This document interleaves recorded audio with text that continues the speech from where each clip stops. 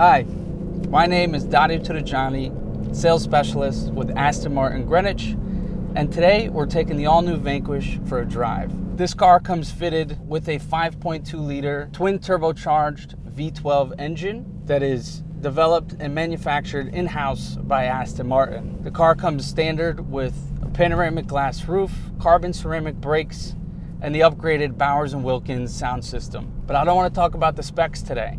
I want to talk about how the car feels, and I want you to ride in the passenger seat with me while I take you through this experience. The 2025 Vanquish is a front mid-engine car, so the weight distribution is 51 to 49 in the front and the rear. Once the driver actually sits in the car, and this is my favorite part, it becomes 50-50. So you drive the car in a regular GT mode, super touring. It really has the super touring feel. It's very responsive, and if you put the car into Sport or Sport Plus, which we'll do now, becomes even more responsive. Right away you could hear the exhaust kick up, and the car just wants to go. I mean, does this put a smile on my face? Now in Sport Plus mode, your exhaust comes all the way alive. Your suspension is as stiff as it's gonna get. My favorite part is to put the car into manual mode. This will put the car full manual with the paddles here. So it's all up to you to do the shifting, but this can really keep you in that rev range where the car is gonna be singing.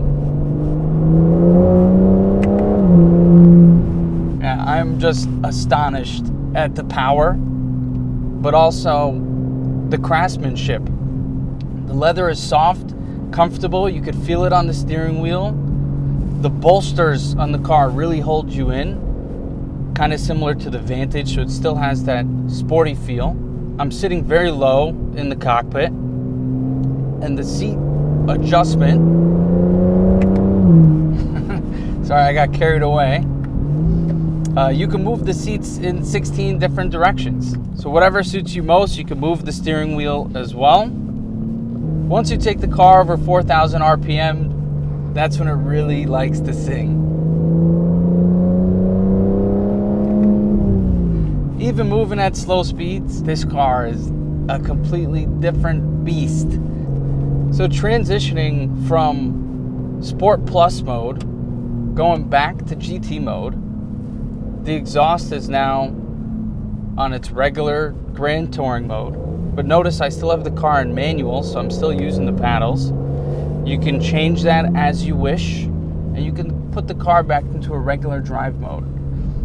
Once you do that, it's easily cross-country. You go on your longer drives.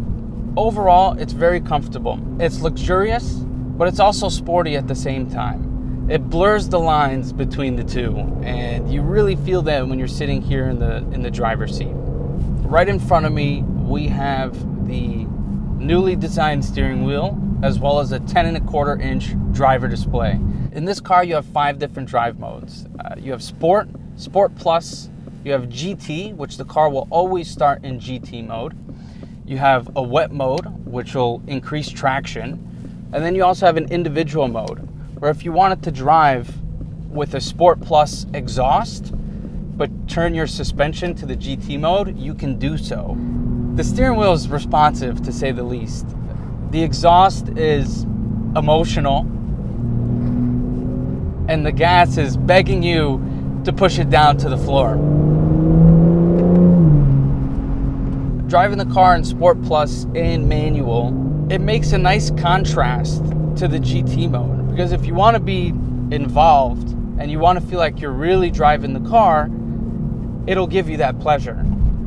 But if you want to cruise around in the car and you're going on a nice, relaxing Sunday drive, you could put the car into GT mode, and it's going to be a little bit softer, a little bit smoother. Now today I don't have the pleasure of taking this car onto a track, but we can still talk about some of the stats. It does 0 to 60 in the low 3-second range. It's got 824 horsepower with 738 pound-foot of torque, mainly coming from that twin turbocharged system. It's also got a boost reserve, and where the car will pre-spool the turbos in order to eliminate any lag and give you an almost instantaneous feedback on the gas. Now, getting into the handling a little bit of this car, you turn the wheel and it goes in that direction. It does exactly what it's supposed to do and more. The steering will stiffen once you put the car into Sport Plus, and when you put it back into GT mode, it'll be a little bit looser, a little bit more like it wants to float.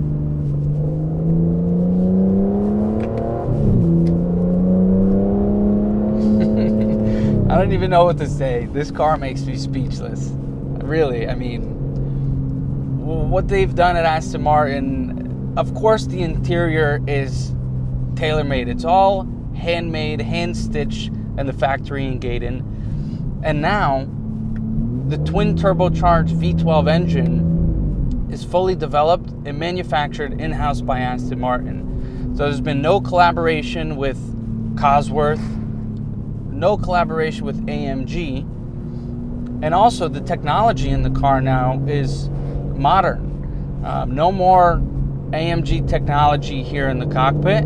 It's all made in-house by Aston Martin. So the direction that they're going in, you can tell they want to set themselves apart. So what Aston Martin has done with this car is spectacular, to say the least. They really brought it home full circle. The driving, the interior of the car still feels very luxurious. You're not just driving your typical V12. You're driving a Vanquish. Style, speed, sophistication, it's the perfect balance.